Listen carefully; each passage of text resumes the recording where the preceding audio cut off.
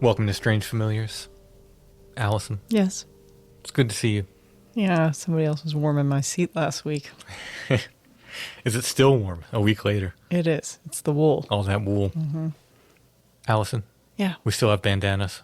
That's convenient. I think there might be 5 right now. So there's not a ton of them, but we do still have bandanas. So if you're looking for Strange Familiars bandanas, they're in the Etsy shop. I'll put a link in the show notes. On tonight's show, I'm going to be talking to Keith about some haunted real estate. It's a really interesting show. So does he go into the fact that, do you have to reveal in a real estate listing whether your house is haunted or some horrific thing has happened there? Yeah. I mean, at least in California you do, where he is. I think this is pretty much everywhere now. You pretty much have to disclose. He explains how it works in the course of the interview. And I know that sounds maybe a little dry, but trust me, these stories are really good. He's got some actual stories about some properties that he had to deal with. And then he gets into some of his own stories, which are pretty interesting too. Like this story while he's hunting and stuff that doesn't have anything to do with the real estate. It was just at the end of the conversation. He's like, oh, I had this other thing happen. So the protocol is not to just put some sage in a cupboard with a note that says good luck? In the house? Yeah. You're like, due diligence done. The way he explained it is, if it goes to court, the people don't have to prove that the house is haunted. The way he explained it is, however, if you were out one day and you were talking to your neighbor and you're like, oh, our house is so haunted, and you sold them that house, and then they feel like it's haunted and you didn't disclose that, then you don't have to prove that it's haunted. You know what I mean? All you have to do is prove that you felt it was haunted and you sold it to them and you didn't disclose that. Oh, so if you don't feel it's haunted, or you don't disclose it to anybody. If you don't feel it's haunted. I feel like this is difficult to prove. That would be difficult to prove, I guess. So you're basically... But if you were talking to your neighbor and that guy was like, yeah, he said his house was haunted all the time, then they have a case, right? Oh, if they reveal that to the other people. Yeah. So getting good with the neighbors is what you're saying. I don't know what I'm saying. I don't know. You know what I am saying? What? I love our patrons. Oh, I love our patrons too. We could not make the show without them. We need their help to make it, and they come through. They come through. If you like what we do, if you like Strange Familiars and you want to get extra content, you can become a patron at Patreon. It's patreon.com/strangefamiliars. There's different levels of support there, but no matter which tier you choose, all of our patrons get full extra episodes of Strange Familiars every month, as well as commercial-free versions of the weekly episodes. Again, it's patreon.com/strangefamiliars, or if you're on Apple Podcast, you can subscribe there. I believe it's called Patron of the Strange there. If you're on Apple Podcasts, by the way, I've added more patron shows. When I added the patron show last week, The Wild Man of Pennsylvania Part 2, when I added that, I also added a bunch of other older patron shows.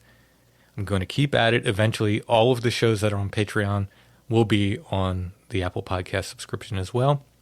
It takes a very long time to add them there. I don't know why it takes so long. It's just the way Apple is. I don't know why that is.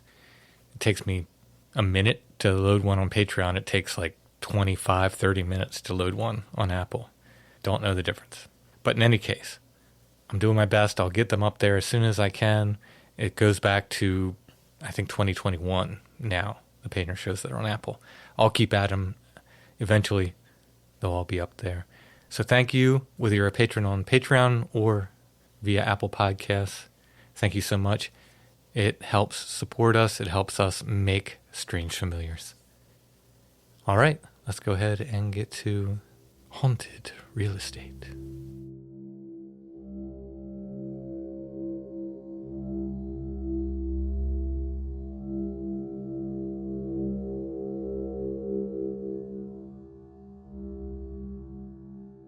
Tonight I'm talking with Keith. How you doing tonight, Keith?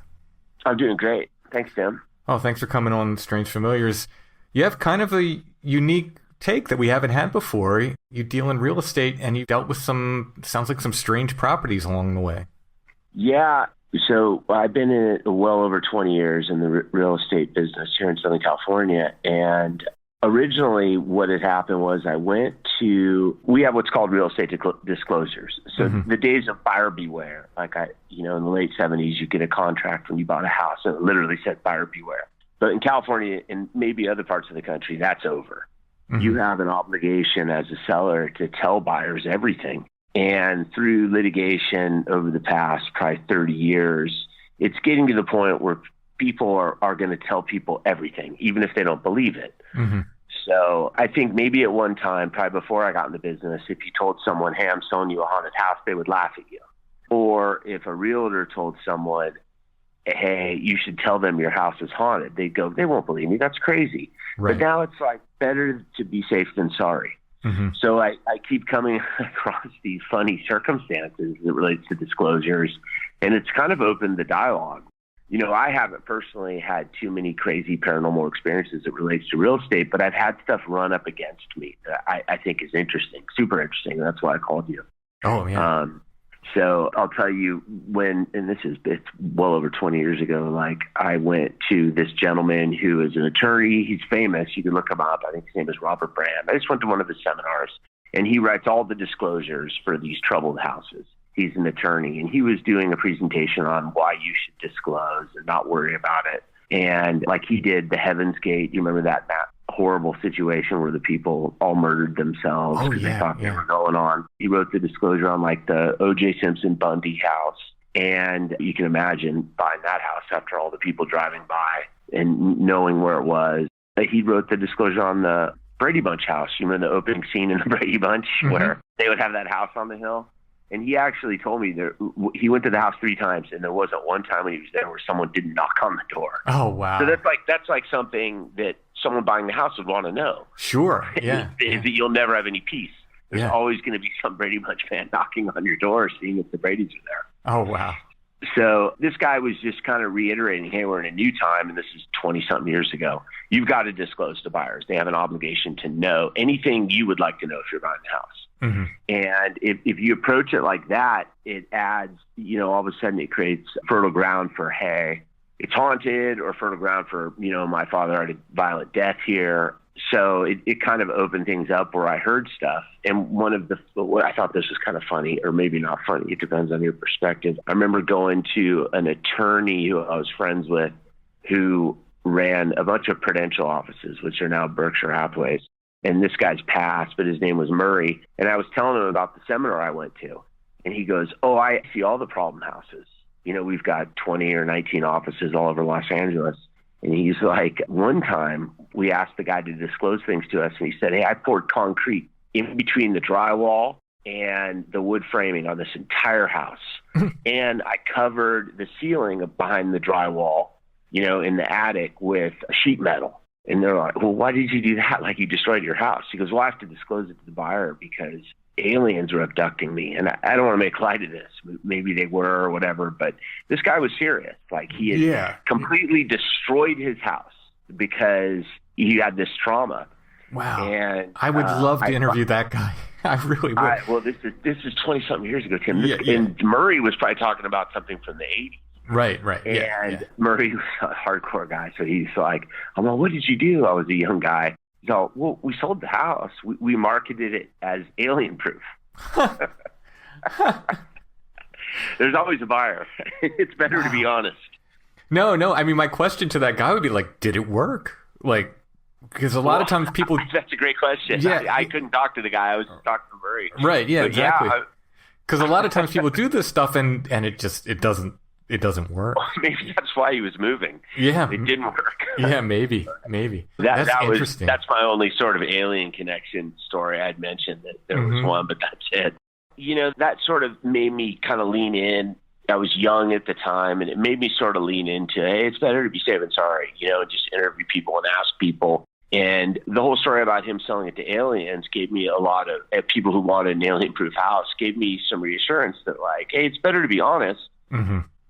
Somebody might want that kind of house somebody may want a haunted house. It's better to just be honest. Right. And tell people what's happening from viewpoint. If they want to laugh you off, then it is a case of buyer beware. Mm-hmm. So I'll get into some of the things that happened later. That was in 2005, 2006. And then the market kind of went down. And then we really started selling a lot of houses. I have a brokerage. And the first sort of interesting thing that happened to me was Family Trust came to me and they said, hey, and I mentioned to you, these are newer homes. These aren't ancient homes. This is these homes were built after 1995, which is kind of strange. But a woman came to me and she said, hey, our family owns a home and we're not far from the beach. So this sort of made sense. My family owns a home and we kind of share it. We kind of use it together and we've decided the trust wants to sell it. But no one's been there for a little while and you need to go check it out. So I went down there and it was full of stuff. It's like clearly people had been coming and going or living there. I mean, it had tons of personal property. And I gave her my little punch list of what we need to do. And then I started doing it because they wanted to get the house ready. So that's like painting, cleaning, plumbing, just everything, a house that hasn't been used well, you're getting ready to take to market. And my general work crew. So we do our open houses, we get the thing into escrow and it kind of falls out and they decide, and escrow is like the closing. In California, that's what we call it. Mm-hmm. It's like the process of working out the paperwork. So we get to, we're about to do it, and something goes south with the buyer, and we decide we're going to rent the place. So as we're getting ready to rent the place, it sort of times where my contractor starts showing up to get their payments for the work that had been done. And simultaneously, I'm working out the lease with the owner. Anyway, the first contractor comes in, and he's like, and a lot of these gentlemen are Hispanic, and my Spanish is proficient, but I'm not fluent at all. Mm-hmm. And he's kind of telling me a guy's pushing us in the house. He's pushing us. And I'm thinking, well, we get him out of there. Like, why does that bother you? Tell the guy to leave. It's not his house. And he's like, no, you don't understand. He's pushing us. It's a guy that lives there. I'm like, okay, well, no one lives there. And then I get to a point where I realize he's saying a ghost is pushing him. There's a guy in the house that's a ghost. Ah. Yeah, I know. And so I go, okay. And these are the friends of mine through work. And okay, yes, I pay him. And I'm kind of like grain of salt. And I think about it for a minute. And then I call my plumber he's been through the wars. This guy's been a plumber forever. He's a great guy. I've known him for over 20 years. And I call him and I go, hey, John, anything weird ever happen when you're at that house? Because you replaced the water heater. He goes, what do you mean? I go, well, like anything strange. And he goes, you mean like haunted? I go, yeah. And he goes, yeah, I got like 3 stories for you. The first story was... From the same house? Same house. Oh, yeah. Wow. Okay. Same house. So the first thing was he filled up the water heater. He replaced the water heater. The house no one was there. It was vacant. Replaced the water. This is all happening at the same time, by the way. Sorry if it's confusing. Mm-hmm. The contractors are there painting. These other gentlemen, he's there doing plumbing. Mm-hmm. He said he replaced the water heater. And he had the garage door shut, water heaters in California in the garage. And he left, locked up the house, walked out, and water was gushing out into the street. And he's like, that doesn't make sense. And he walked back in, and the spigot had been turned off, had been opened on the water heater, which it doesn't make sense. I mean, if the thing was plumbed in, it was all sealed up, and he's standing there. If that spigot had been open, it would have been dumping on his feet. Right, yeah, exactly. So it doesn't make sense. And then he said there was walls that were banging in when he was there, and it didn't make sense because the walls didn't have plumbing or electrical. Those walls. He's a general contractor too, mm-hmm. And he kind of laughed it off. It didn't bother him. I guess he's been in enough houses that were haunted. It didn't bother him. He just kind of was doing his business and leaving. And then so I called one of my realtors that works for me who sat the open house, and I was like, hey, now I'm on like a fact-finding mission. I go, hey. Did anything weird happen when you were there? He goes, like what? I go, like at the open house. He goes, no. Well, actually, yeah. He said a woman walked in with her boyfriend. She got halfway up the stairs. She put her hands up and she goes, nope. Turned around and walked out. Oh, wow. Yeah. He's like, she didn't say anything. It was just very weird. It was like she got a bad feeling. So I thought that was interesting. Mm. So this is happening literally the same day I have a family that's going to lease the house. So I call the trustee and I ask her, I go, hey, has anything weird ever happened in that house? And she goes, no. I go, nothing like strange, nothing like noises, nothing. And she kind of goes, like, what do you mean? I go, well, haunted. Has anything haunted ever happened? She goes, no. And there was a long, quiet pause. And I said, has anyone ever died in the house? And she goes, my brother. Mm-hmm. I go, how long ago was that? She goes, about 5 years ago. But we don't have to tell people that. That's outside of California disclosure. And I go, well, yeah, it's outside the disclosure, but I don't know. It seems like maybe they'd want to know that. And then she kind of hemmed and hawed and was a little, basically said, this is bullshit. This is nonsense. There's no such thing as ghosts. And I'm like, hey, I work for you. I understand. Yeah, I'm not trying to tell you there's anything that's ghosts, but it's weird that all these people are saying this. And I asked you if someone died there, and you said your brother, which meets the description of the guy pushing people in the hallways. And she said, my brother's a sweetheart. He would never do that. He'd never bother anyone, even if, but I don't believe in ghosts. And I said, okay. But a child is going to be living in this house. I said, the family that's renting it has a small child. And she paused and she said, if they say anything, let them out of the lease.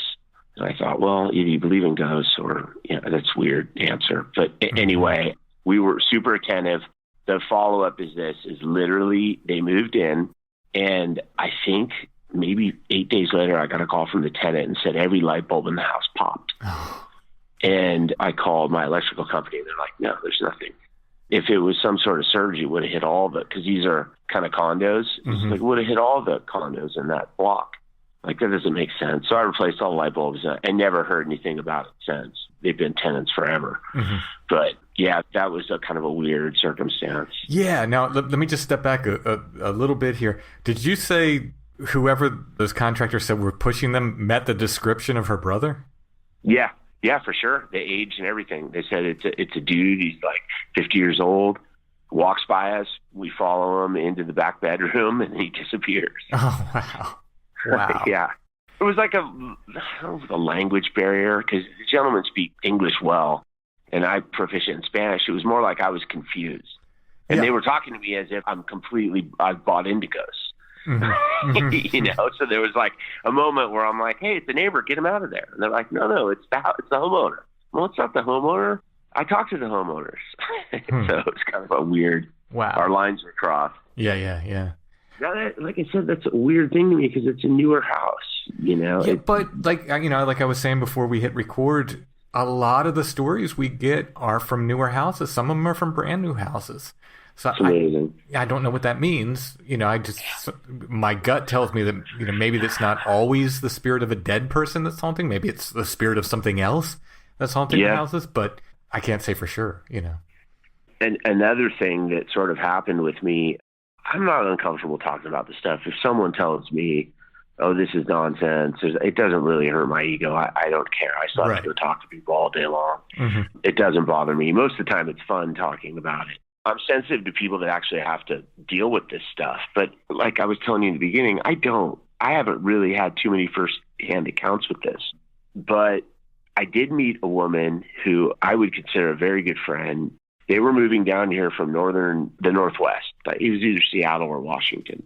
And they reached out to my brokerage and they said, hey, we're coming in on this date. We're going to be staying, in Orange County by the beach. And we'd like to go look at properties for the day. And so I drove them all over that day, looking at places, kind of really not just showing them the area. This is a good area. This is a bad area, just kind of that surface level stuff.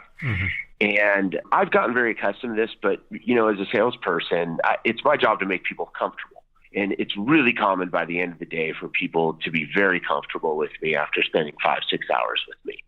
To the point where the next day it's almost like they're embarrassed to see me. It's like, oh man, we talked to that guy in the evening, and now we, I can't believe we said that to him. We didn't even know him. Right. So this woman, we were driving and we were talking about a certain neighborhood that I'd mentioned to you earlier. And I said, well, I think that neighborhood's jinxed. And I said, there was a gentleman, I consider a friend who had a tragedy with his family member in that neighborhood, and I wouldn't buy in there. And she blurted out, it was her time to me from the back seat, like really forceful. Wow. And I said, well, that's what they say, because you hear that. It was their time. People trying to comfort you. And I said, well, that's what they say. And then her response was really firm. No, I'm telling you it was her time. And I go, okay, all right. I'm moving on. And the day went on. So then the next day, and like I was telling you before, this happens all the time, people will kind of start the day off with, it's like they want to clear the air because they were too forward or they were too familiar, you know what I mean, the day before. Yeah. And she said, I just want to, now we're in a new house. We're like by the beach looking at a house. We're in the living room. She goes, I just want to say, I'm sorry how forceful I was with you. She goes, I have people come through to me and sometimes they tell me things. And I go, like ghosts, like the Sixth Sense? She goes, yeah, it's happened to me my whole life. And when you were talking about your friend's circumstance, someone came through and told me it was her time. They wanted to ease your concern about it and just make it clear it was her time. And she goes, and normally I wouldn't say anything. She goes, but the problem is when I don't say anything and these messages are given to me, what happens is I get haunted. You know, they will stay with me. And she told me a circumstance where she was at like a Barnes and Noble and like she's sitting there with the woman checking her out. And the mom came through and wanted her to deliver a message to her daughter. And she's like, I'm not going to do that. You know, it's going to wreck this woman at the cash register for a stranger to start talking about her dead mom. And she said the woman followed her forever and kind of haunted her because she wouldn't deliver the message. And I'm kind of being lighthearted as she's telling me the story. And I go, but you have children. Do your children have this gift or this burden? She goes, my daughter doesn't, but my son does. And he's at the hotel right now. And she goes, I have kind of a woman that's been with us for a couple weeks. It's real. She's from New Jersey and she's kind of pushy. So I brought her with us today because I don't want to leave her at the hotel with my son. And I go, so she's with us right now. She's like, yeah, I'm all, what does she think of the furniture in this house? It's just like she hates it. So, and I'm sure for you this isn't new, but her husband's like a Navy fighter pilot, like Top Gun, and she's very accomplished. They're not strange at all. You know, they're like, this is not, like, I had no reason to doubt her when she was telling me any of this. So it was a very interesting, and we're still friends. I've sold them a few houses. I still reach out to her every once in a while when I find something I think is kind of weird. And she's still the same person, but the whole thing is very strange. It's frightening to me to think someone is just being followed around by people or being reached out to by people. Now, when she had that message come through, at least afterward, when she explained it, did you take some consolation from that, or was it just kind of, I don't know what to do with this information? Well, I'm not the one who needed the consolation, you know. It was a friend of mine who had the tragedy. You know, I was worried about him, and there was not a snowball's chance in whatever I was going to tell him that a client of mine wanted me to get a message through two people. You know, there's no way. Completely understandable. Yes. Yeah, I mean, I thought, well, that makes me feel better on some level about a tragedy, but if they're expecting me to get that to him, it's not going to happen. I'm not going to do that. Yeah, and you know, obviously I've talked to people with similar gifts, and sometimes you doubt it, but then I always go back to the part, like, whatever's happening, they fully believe this, right? Like, they're not lying to me. They fully believe whatever's happening is happening, and I give some measure of weight to that. Now, I might think, well, is it who they think it is coming through or whatever, you know, but the fact is they fully believe this, you know, and I think there's something to that. And they're not crazy people. These aren't, like you said, these are, you know, people who live normal lives. Not even close to, not even close to crazy people. Yeah. There's no, and she's super earnest and sweet and bright and intelligent. And she had nothing to gain. Right. By telling that to me. Nothing. Only things to lose. And it's not like from then on that was the basis of our relationship. It was a burden for her to share that with me. You know, it really was. Like, it could have, we were having a good time talking and everything was going smooth. That could have damaged. We've ended up being friends, and we've never even really talked about that type of thing much since. Our friendship is based on something else. So, no, I think it was a burden for her to do that. I just think she felt comfortable, and she told me straight up, hey, if I don't deliver these messages, it becomes a problem. Yeah. So she's probably like, who cares what this realtor thinks of me? I need to get this off my chest. Well, they're going to haunt me. Yeah.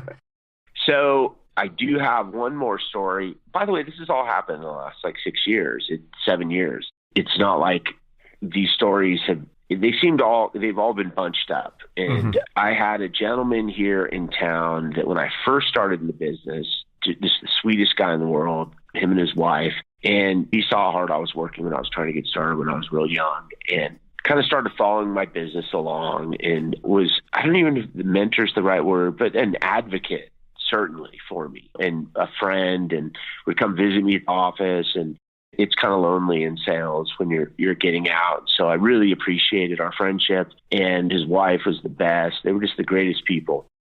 And she called me kind of like, I think it was June of 2020. So it was kind of COVID. It was just, we were enthralled with it. And she said, he's passed away. Edmund's passed away. Mm. And I was really kind of heartbroken, but I understood why I didn't get to go visit him in the hospital or anything. Mm-hmm. And I also understood why she wouldn't even bring it up. And she said, well, now I need to move on. I need to get this house sold. And he would have wanted you to help me. So, let's get the process started. So we do the normal stuff.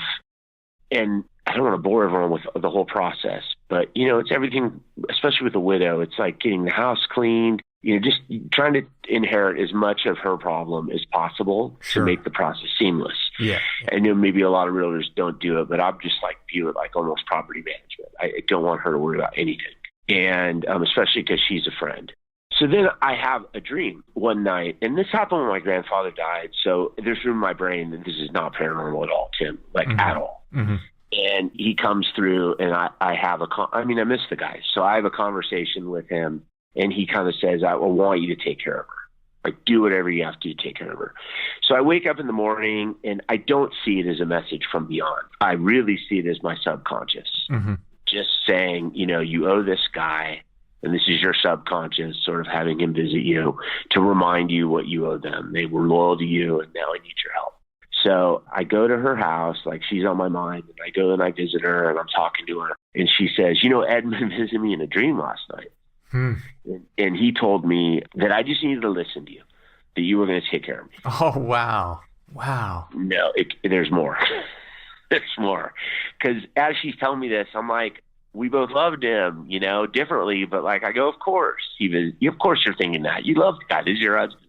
Mm-hmm. And just sort of writing it off the same way. And we're in the living room. We're in the foyer at this room, and there's a knock on the door.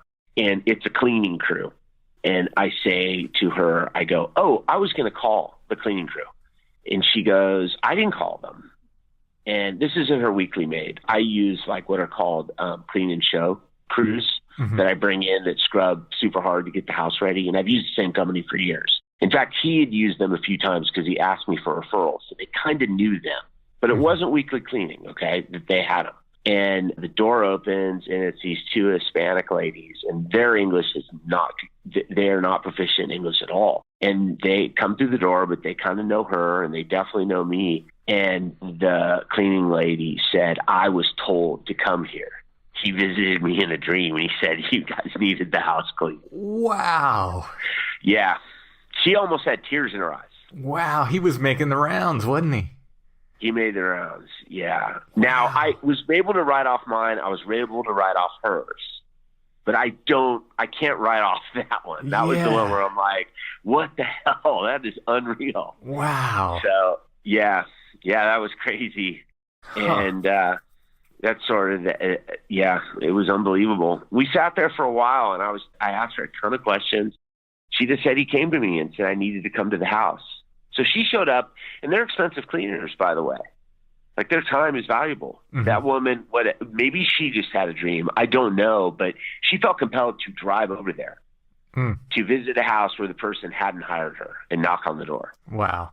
Yeah, it was amazing. Wow. Yeah, that's wild. Those are my buyer beware stories. So on all of them, we disclosed someone passed away in the home. Mm-hmm. On all of them to everyone. We're not hiding anything. I feel like the disclosure thing is super important. Sometimes I'll watch television shows, or I originally found out about you by listening to Sasquatch Chronicles. And I always hear, I'll be listening and people say, well, I sold that house. Or I got this house really cheap. Or I got this land really cheap to hunt on. Mm-hmm. Or we rented this house. And I always think these people just, they sold their house. They didn't tell the buyers. I heard one story, and I just think it's borderline criminal. Yeah. Because there'll be people that want that. If you have a Bigfoot or whatever in your backyard hassling you, I promise you can just market it as a Bigfoot house. Mm-hmm. And there'll be people that line up to buy it. Oh, yeah. Yeah, you don't have to give it to some people. You don't have to dump it on people. Right. Right. You know, be honest. It's cruel, the thought of, you know. Yeah, I've often wondered, especially prepared for. Especially when you get those stories on Sasquatch Chronicles where people are like, "Oh, Bigfoot's been visiting my property for years, and we've had problems, and you know, he's kidnapped our pets and bangs on the wall and wakes us up and everything." And then they're like, "Yeah, but we sold that property." I've often wondered, like, is there any way to do a follow up with the other people? Like, so you've thought that too? Oh yeah, absolutely, yeah. Yeah, I hear that, and I'm always like frustrated. I'm like, okay, I'm glad your problems are gone.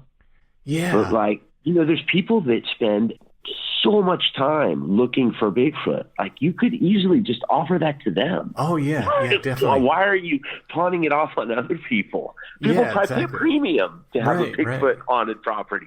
Right. It's the same thing with haunted houses. I think down in Louisiana recently, I just saw a haunted house is being marketed like the most haunted house in America. Oh, yeah. I mean, you just have to. It's like the alien guy. You just have to turn it on its head. Mm-hmm. There's something for everyone. Just market to that person, because there's not tons of alien-proof houses on the market. That's all they have to choose from. They're going to pay a premium for it. You know? Yeah, exactly.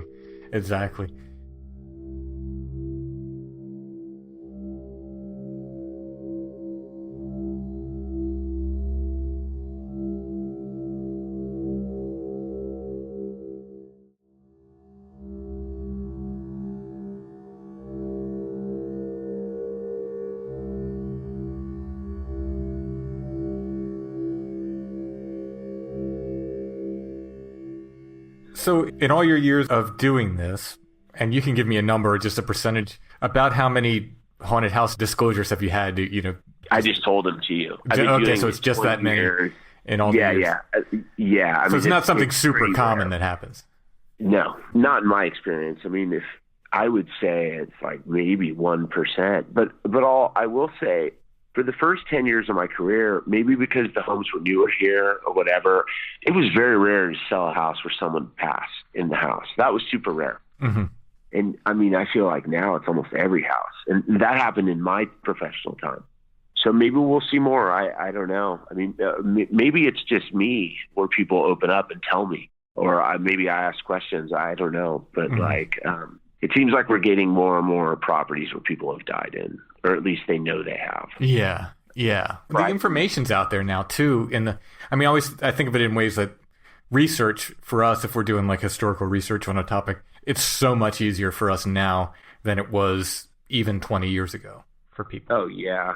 Yeah, I mean, there's people that they spend time taking pictures of grave sites and putting it on the internet. I mean, like Arkansas had a whole thing where they were just constantly taking pictures of every grave in the state, going back hundreds of years and posting it. And yeah, there's people that are putting microfiche, small newspapers. Yeah, I love the research you guys do. It's so fun to listen to old stories. It's crazy how people kind of think history started in 1950 or whatever. They don't even realize that sort of the same stuff has been happening for hundreds of years. Oh yeah, definitely. Do you go, are you on the microfiche? Are you guys in there, like going pre-computer? We have, if we need to, like for the Bigfoot books, I was doing that. Now thankfully there's so much on online newspaper archives that I don't have to do that too much. But for the my early historical Bigfoot books, I was going to historical societies and going through microfilm and stuff. I much prefer the newspaper archives now. No, I know. I worked in the title company, and like your heart, when I was first graduating from college, and your heart would always drop when you saw the date. You knew you had to go to the microfilm. Oh yeah. You knew it was pre-computer. You're like, oh man. Yep. Yeah. It's just so much nicer now, especially if they have a good search. Some of these archives have a really good search. Others, their search not so much. So you still got to go through paper by paper basically, but it's better than the microfilm. One more thing on disclosures, and I'm sorry I don't have more personal firsthand accounts. I just, like I told you in the beginning, I'm not interested in bringing this stuff home with me at all. Like your podcast is about all I want to hear. I don't want anything to follow me back to my family. If you keep your eyes open, like people love Zillow, the real estate website. It's fun, like I mentioned Arkansas, and I like to hunt. So I go and I'm always looking at property all over the country. Like this would be neat. And I saw it in Arkansas down in the Ozark area, like Ouachita, kind of by that forest. I was just kind of browsing online and I saw a realtor had put in the description for a house that was for sale that it wasn't outright Bigfoot's on the property. but it said, the land has bears, the land has turkeys, the land has pigs for hunting and deer for hunting. And then below all the normal animals, it said in very large, interesting, bipedal, furry things. Wow. In the realtor description. Oh, wow. Yeah. It was, and I'll tell you where it was. I don't think the house is still for sale. It's probably sold, but it was down by Beaver Lake near Eureka Springs. Wow. That's awesome. Now I know what to look for when I start buying houses again. I don't know if Allison's going to be. Keep your eyes open. Like I'm telling you with the disclosures, because you've got nothing to gain. Like if you think about the downside of somebody saying you didn't tell me about this, and it's not even. Here's the thing about it: people think they could get sued. You can't get sued. Well, here's what would happen: if you were standing out front complaining to your neighbors, "My house is haunted," and then someone bought it. And they said this house is haunted. They wouldn't have to go to court and prove the house was haunted to win a lawsuit. They'd simply have to prove that you thought it was haunted and didn't tell them. Ah, that's an interesting point. Yeah. It's a really important point. Yeah, yeah. Because the way disclosure works is you can't just say buyer beware. You have to tell them everything you think about the house. Right. So if someone is out complaining about it, like going on Taxpayer Chronicles and saying these Bigfoots are in the backyard, here's footprints, and they're uploading it on the website, and then someone buys it and they say, I'm suing you, and you go, well, I don't believe in Bigfoot. I was all nonsense. I was just making it up. It's like, well, you should have told me. I don't even have to prove Bigfoot exists. I'm just proving you neglected to tell me something that I should have known when I bought it. That's a great point. I think this is going to gain momentum, not because of paranormal stuff, but because of other things. People unable to build a balcony, ocean views, stuff like that. And I think it will kind of cause us to see more and more dribble into the paranormal area. I think you'll start seeing this. Interesting. More and more as time goes on. Yeah. People don't want to get the lawsuit. Oh, yeah. It's better to be safe than sorry. Before I let you go, I got a fun question that I'm trying to remember to ask everybody. So here's the new question I'm asking every guest that comes on. On the morning of April 18th, 1861, Joe Simonton saw a silver disc on his farm. He went out, investigated, and actually stepped aboard the craft. He encountered 3 dark-skinned humanoids who handed him an empty jug. Joe filled it with water and brought it back for them. In return, they gave him some pancakes. The question is, would you eat the pancakes?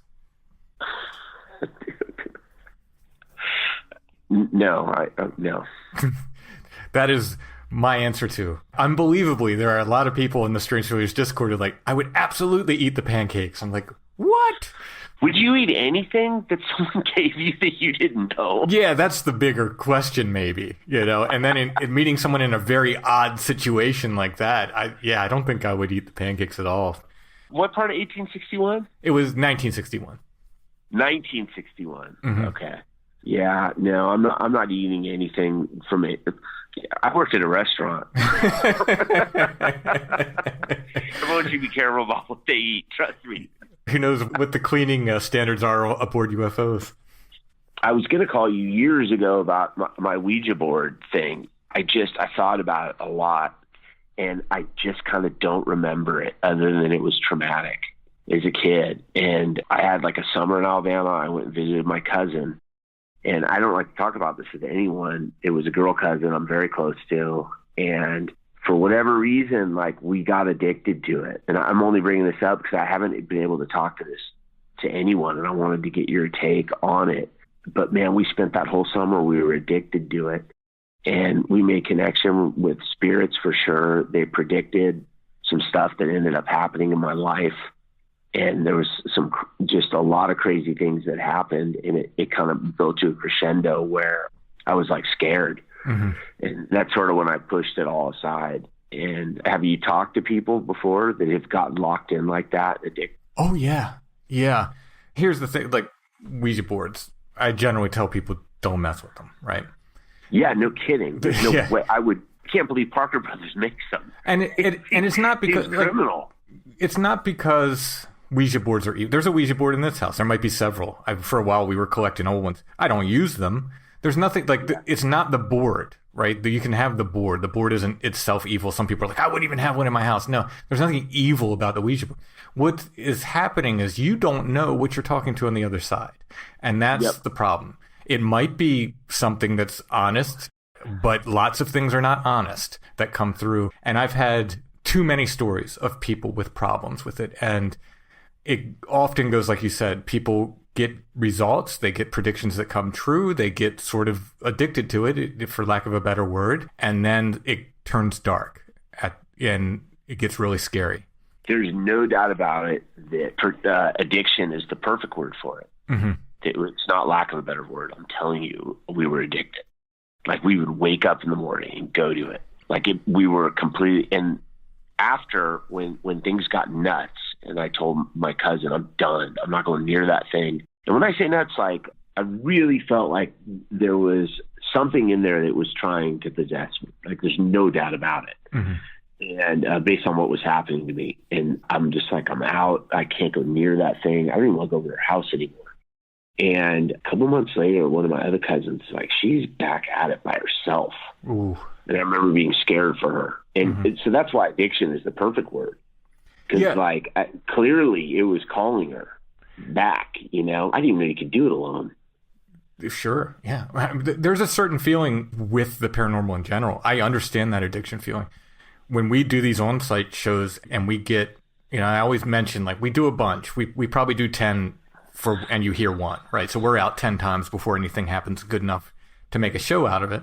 But when you get that feeling of, like, something happening, it's such a powerful feeling, and it can be very addictive. I have to be careful myself because that's what the Witch Club was about. I felt like I was being led down a path that I didn't really want to go down.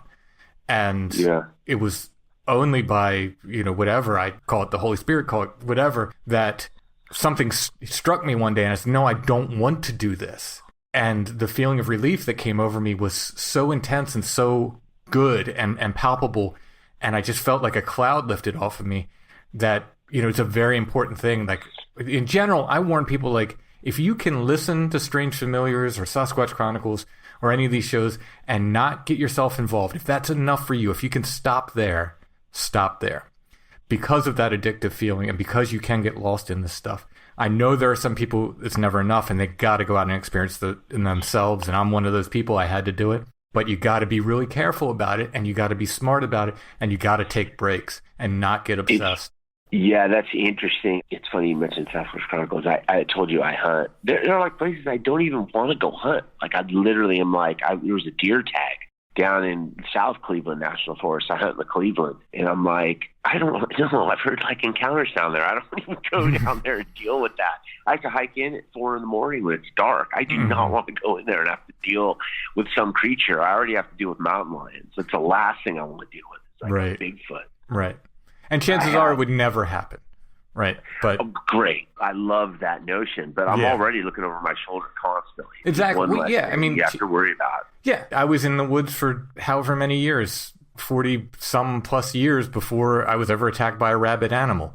You were attacked by a rabid animal? Oh, yeah, yeah. There's a whole saga. It was a rabid raccoon. My son saw it first. He was hiking ahead of me, and I caught up to him. I mean, you could die of rabies. Like, isn't that, like, you're going to die if you get bit? Well, I didn't get bit, and I don't think I had it, but I had to get the shots because I was hiking. Terrifying. Yeah, I had to take this thing down with my walking stick. I told my son to run, and I looked behind, and this thing's tearing after us. I'm like, I'm not outrunning this thing. I got to put myself between and my son, you know?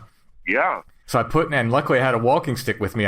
I got it. I don't know whether this was luck or divine intervention or what, but it was running full speed at me. I thought, I have one shot on this thing. Yeah. If I don't get it, I'm in a world of trouble. And I broke its neck with the first shot. Now, nice job.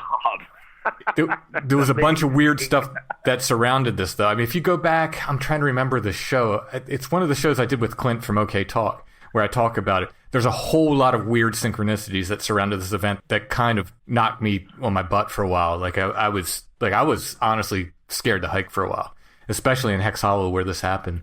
There was just so much weirdness that surrounded it that I was like, this seems like more than... It seemed like a message from the other. It didn't seem like a random thing.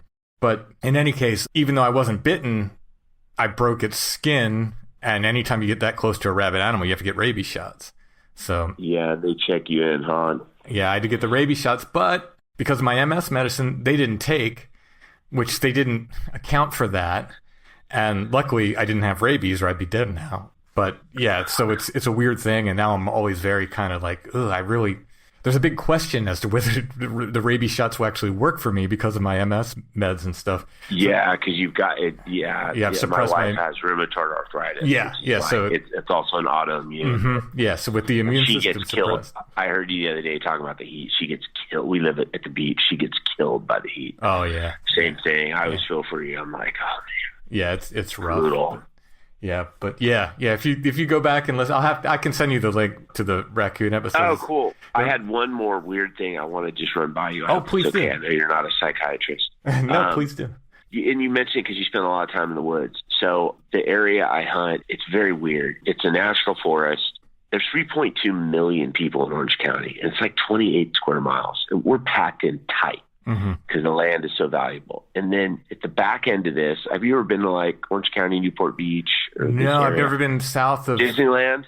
I've never been south of San Francisco. A little bit south of San Francisco. I played some show in the desert down there, a little bit south of San Francisco, but no, not much further south than that. It's kind of a weird thing. It's a weird thing. It's like this mountain, Saddleback Mountain. It goes 0 to 4,800 feet, like freaking straight up. And that's where I hunt. And it blows people's mind. They don't realize that like 500 feet above them, I'm up there hunting. Mm-hmm.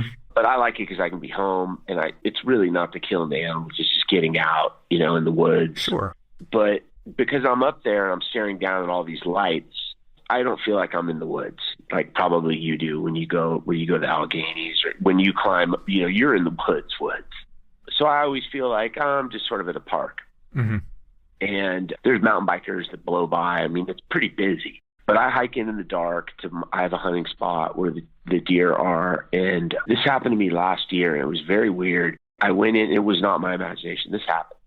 I went into this spot and it's on a ridge line, like probably 100 feet above, just think like a crater. And everything is so steep there. If you can find a flat crater like that, the deer will eat at the bottom of it because the way the wash is and everything. So I'm at the ridge line. I stay up there so my scent doesn't get. And it is a true crater, like a volcano. I walk up to the top of the ridgeline and then I peer over into like be the bottom of the volcano. And I'm sitting up there and everything around here is Sahel. So just think like 3 to 4 foot, spiky sage, manzanita, like cactus. It's a nightmare to walk through this stuff. And it makes a little noise because it's all dry. Mm-hmm. Like crackly. You can't walk without making tons of noise. So I go in early and I cut my path so that I don't make any noise. So I'm sitting up on this ridgeline, it's pitch black, and it's a national park. So I'm sitting there, but I never see hunters probably because it's so close. But I'm sitting on the ridgeline and it's quiet, and then I hear coming through. And my first instinct is it's a deer just coming this way. But then it's kind of blasting at me. It's coming right at me. And, it's 20 yards. Now it's 10 yards. And it's coming right at me. And that's a hunter. Like somebody has the same spot as me. Mm-hmm. And now we're going to have this awkward, hey, bro. Like I'm waiting for that. I'm waiting for someone to come through that last manzanita bush, 6 foot tall dude with a bow in his hand. Oh, you're in this spot. Like I can't even tell you how certain I am that's going to happen. Like there's no mistaking the noise as it's coming at me. And then it gets right to the last bush and just dissipates and it's gone. And it goes back to pin silent. It wasn't a Bigfoot or anything. It wasn't that. Right. It was just weirdest, creepiest. And I haven't even really told anyone about it. Mm-hmm. But it's been bothering me since it happened because it was very freaking weird. Just the sound of it coming at me. And it wasn't like, it was a squirrel or anything like that. It wasn't. It was something coming up at me. And then it just ended before I saw the person. And like I said, I was preparing myself. I'm going to have to tell this guy, hey, I got trail cameras down there. I've been here for 6 months. This is my spot. I was ready for that conversation. Mm-hmm. Yeah, no, I mean, not to be like that guy, like, I've heard that happen. I've heard that happen. I've had stories of it, and I've had similar things happen where, more than once we've been in an area where we've been, quote unquote, bluff charged and nothing ever comes out. It sounds like a bulldozer is coming through the woods straight at us. At one time, I remember Chad literally grabbed me. He's like, something's coming, like basically like pulled me back because this thing sounded like it was coming right at us. We didn't know if it was a bear or what. It sounded massive. And nothing. Never comes out. And then just, you never hear it walk back either. It's like... Well, that was what I was going to say. You'd think something that made that much noise coming in, like if it was my imagination. Mm-hmm. It wasn't my imagination. But if it had to make that much noise coming in, why didn't I hear it leave? Yeah. And then I left eventually. Why didn't I see it when I left? If it stopped, why wasn't it there when I left? Because I walked right over it when I left.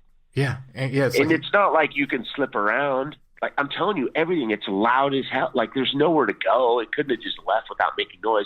One of the ways I hunt is listening for deer. Mm-hmm. Because even they make noise. Mm-hmm. Yeah, I mean, again, it's one of those things, don't know what it is, but it's not terribly unusual. I mean, like, I've experienced it more than once myself, and I've collected several stories of other people telling me similar stuff. In fact, if you listen to these Bigfoot shows, when people talk about bluff charge, almost 0% of the time, I mean, I'm sure there's exceptions, but I can't think of one time where somebody said, yeah, and it charged at me and then it came through and I saw it. It'd be like, no, it charged at me. It's like, they heard it charge at them, but they never saw it.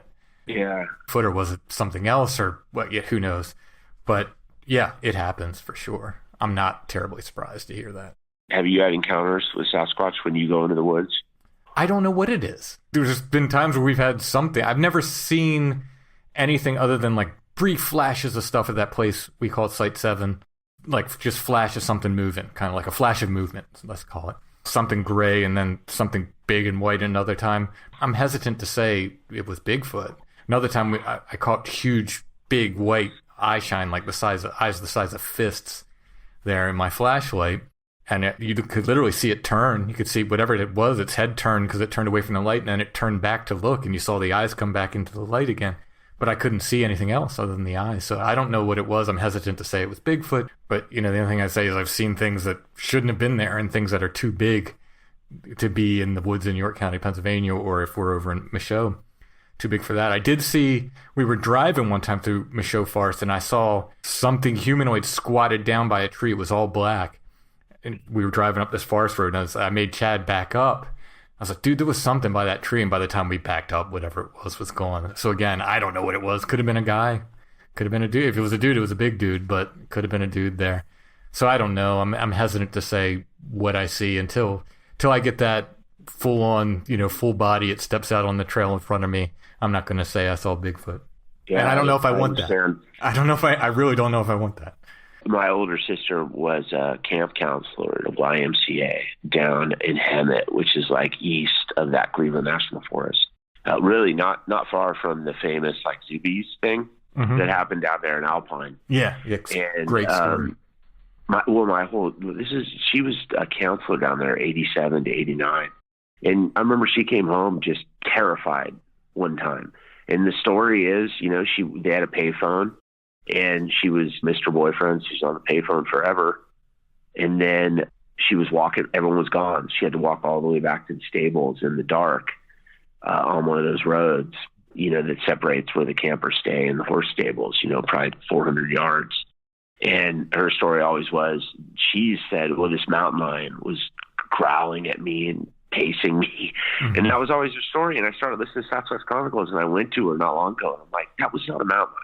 Like, that's not the way they operate. Yeah, they're quiet. We're in an area. Yeah. And also the terror. Mm-hmm. Like, she had always talked about the terror of it, which is also kind of inappropriate. Yeah. But I don't think you're going to hear a mountain lion till it gets you, It's not going to pace and growl at you. Yeah. I'm certain of that. It will show itself if it's trying to bluff you out. It will come onto the trail and try to scare you. It's not going to hide off into the woods and sort of pace you and growl and scare the crap out of you. Like, at least like she was. I mean, she's still to this day when she talks about it, she gets terrified. Yeah. Anyway, I really appreciate you reaching out. Yeah, Keith, thank you. I'm a little embarrassed because it's not like I saw a ghost or anything. No. It's all sort of peripheral stuff. It's a different take on it that I'm really excited to get these different takes, that it's sort of a first for us talking to somebody that, has these experiences with these properties. No, it's great. Thank you for sharing your stories, Keith. Yeah, you bet. And big fan. So I hope you continue to do what you're doing. Can't wait till you have another book. We'll buy it. We'll read it. Hermits are coming hopefully this year. All right, take care, Tim. Have a great evening.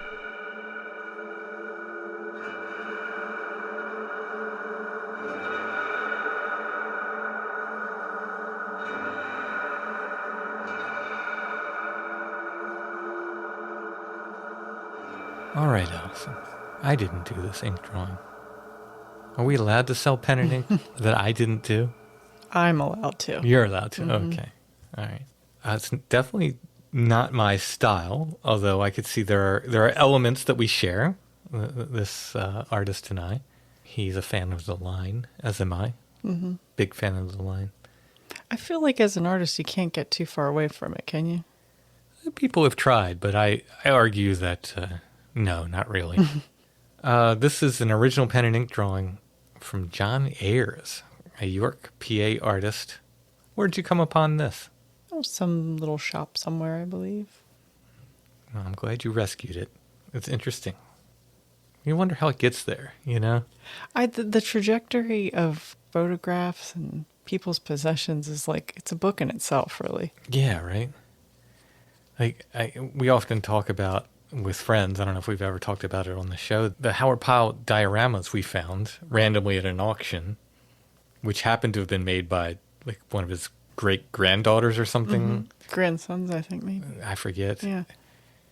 And we're at one point in a museum, really nicely done dioramas, like 3D versions of Howard Pyle pirate paintings. Very, very nicely done. And they're just in a local auction. Like, how did they get there? Yeah, who owned them that they end up there? Yeah, it's so bizarre. Well, other things are so obvious. Like I was looking at an auction the other day, and the furniture so reminded me of someone I used to know who used to be a customer of mine where I previously worked. Mm-hmm. And then I looked and it was from his estate. Yeah. But it took a while to filter into the auction, didn't it?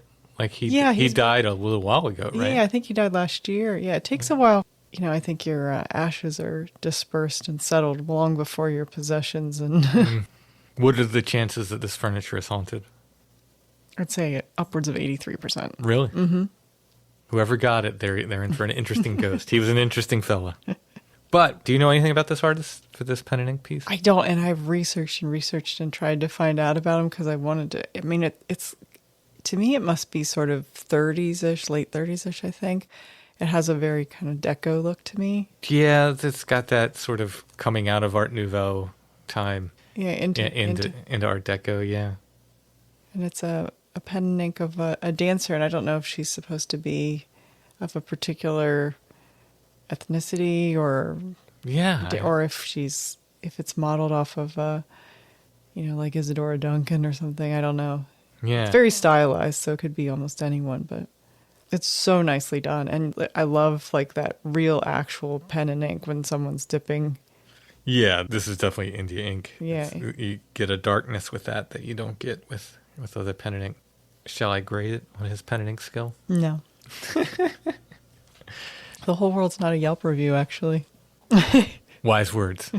I was going to be nice. I was going to give him an A. Oh, I think he should. He did a good job. That's very good. So that will be our Curiosity of the Week. We'll put an image of that in the show notes.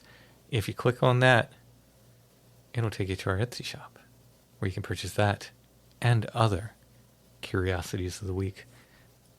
Also at Etsy, you can find Strange Familiars t-shirts, the bandanas, which I mentioned previously, Strange Familiars stickers and patches. You can find my books. All of them are currently in stock. They're signed. They come signed if you get them from Etsy. I have started to put Remark books up. As of this recording, there's one up there. I'm going to try to add more. So take a look for those. Those are basically original drawings I've made inside the books, so to kind of make them one of a kind. So the Remark books will be there. Paracord rosaries are in stock. I've made a few extra, so we've got quite a few in stock. We've got the full rosaries and the single decade rosaries, the small sort of pocket rosaries. We should be getting Flowered Path t-shirts restocked this week. They should be here already, but I don't know what UPS is doing. Can UPS, if someone out there is working at UPS, can they find our box of t-shirts? They were supposed to be delivered Monday. They weren't delivered Monday. And then it said, you do the thing where you look up the tracking. Yeah. And it says, today by 7 p.m. And then today goes by. And then you look again and it'll say, tomorrow by 7 p.m. And then eventually tomorrow goes by. Now it says, we'll let you know. It's just like, we'll let you know. So apparently my box of t-shirts are in limbo. So someone out there at UPS who's listening to Strange Familiars, find my t-shirts and get them over to us. When that happens, we'll have Flower Path t-shirts restocked. Also at Etsy, you got a number of photographs. We've got other Curiosities of the Week and more. Our Etsy shop name is Lost Grave, but if you type in Strange Familiars, our stuff will come up. Saw some listeners at the Black Rose Antique stand the other day. Thank you. They bought a book. Signed it right there for them, so thank you. Thanks for listening, and it was nice to see you. I saw someone pick up Bigfoot in Pennsylvania. I said, "Oh, I have that book." I said, "Oh, I wrote that book." So it was very nice. And I said, I got to go to the car because I didn't even bother washing my hair today. Oh, is that why you pieced out? Oh, I didn't realize that. I was like, oh my God, I didn't know I was going to have to talk to anybody. So you weren't being rude. You were just sort of being... Uncomfortable. Yeah. I'm always uncomfortable, but... Oh, I didn't know that. I didn't put that together. That's why you left. I thought you literally just wanted to go to the car. I didn't know you were running. Well, I did want to go to the car, but I also was like, oh... These people are going to think my hair is dirty. Oh, I'm sure they did. They had no such thought. But no, it was super fun. It was very nice to meet you. Thank you. We have an antique stand in the Black Rose Antique Shop in Hanover, Pennsylvania. We have one in American Daydream in New York. Both of those places have my books if you want to pick them up in person. I put some paracord rosaries over in Hanover. We have a little bit more room there, so we can put stuff there that we can't always fit in American Daydream. I think we're moving the coffin to Hanover, probably. Mm-hmm. So if you're looking for an Oddfellows ritual coffin, of course, as I'm sure you do. Like, who doesn't need a coffin? Everybody needs a coffin in their house. And the people I know that collect coffins, they always need more. Exactly. So that should be over at Black Rose. Chad's always adding wool and hatchets and knives and wool. Is there a way to say something like, is there like a plaid accessories? Plaid accessories and wool. I think sometimes then he'll add some more wool and then wool. And yeah. Woolly? Nice. And we got a number of very cool and interesting things there. Some ghost books that aren't mine. We put some other paranormal type books over there as well. And some shiny things and some colorful things. Oh yeah. You got a lot of glass. Uranium glass and regular glass and every color. Glass. Pick a color. Yeah. A nice selection over there. So that's at Black Rose Antiques in Hanover. All right. Well, thanks for listening, everybody. We will be back soon with more Strange Familiars.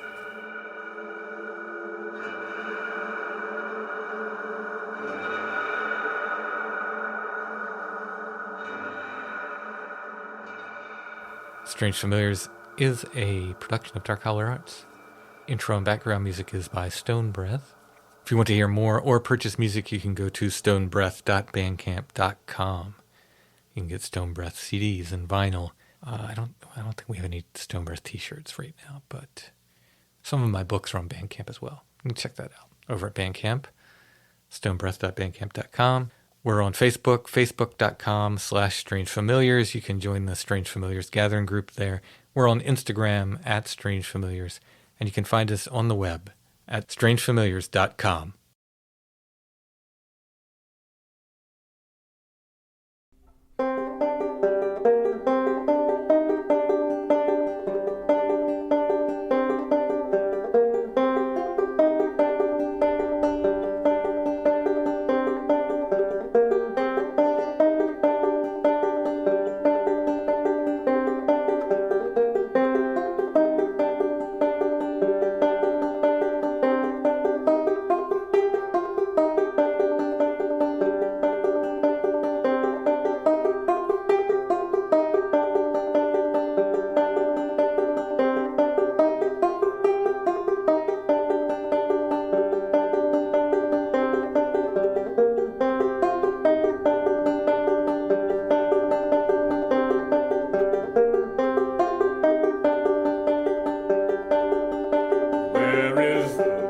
From which you bleed.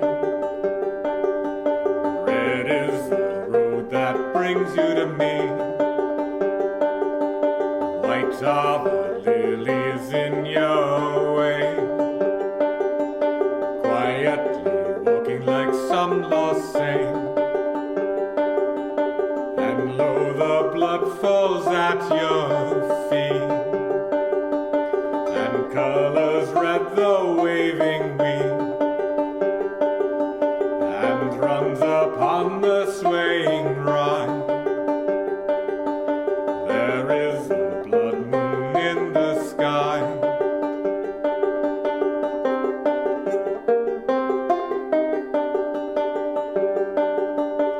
And now we walk by her red light, 200 pilgrims in the night, two fisher kings without kingdom. The stars are only diadem, and lo, the blood falls at your feet, and colors red the waving wheat, and runs upon the swaying ride. There is a blood moon in the sky.